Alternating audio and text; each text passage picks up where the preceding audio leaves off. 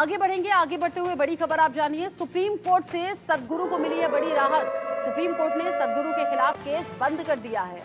Supreme court ने कहा है कि दोनों लड़कियां बालिग हैं, इसीलिए केस बंद होता है। दोनों लड़कियां अपनी इच्छा से आश्रम में रह रही हैं।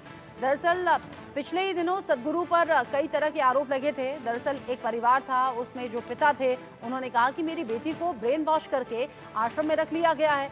उसमें मामला सुप्रीम कोर्ट तक भी पहुंचा। हालांकि सुप्रीम कोर्ट ने शुरुआत में कहा था कि सदगुरु आप अपनी बेटी की शादी कराते हैं, वो शादीशुदा जिंदगी जी रही है, फिर क्यों बाकी दूसरी बेटियों का ब्रेन वॉश करने का काम आप कर रहे हैं।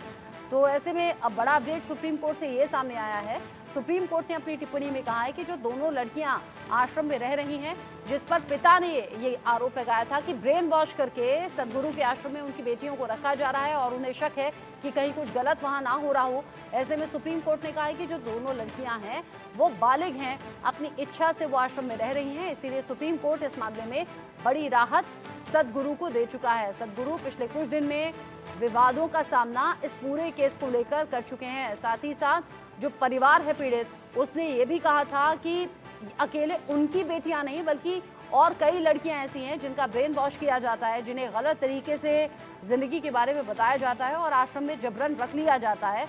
और जब सुप्रीम कोर्ट में याचिका लगाई, सुप्रीम कोर्ट ने शुरुआत में ये टिप्पणी जरूर की कि सदगुरु दूसरों की बेटियों के साथ आप ऐसा मत कीजिए। अपनी बेटी को आपने शादीशुदा जीवन दिया है, वो शादी करके अच्छे से रह रही है, तो दूसरी बेटियों का ब्रेन वॉश आप मत कीजिए। लेकिन अब सुप्रीम कोर्ट ने कहा है कि दोनों लड़कियां अपनी इच्छा से आश्रम में रह रही हैं और सबसे बड़ी बात यह कि दोनों बालिग हैं, इसीलिए सदगुरु की जो आफतें हैं वो अब हट गई हैं।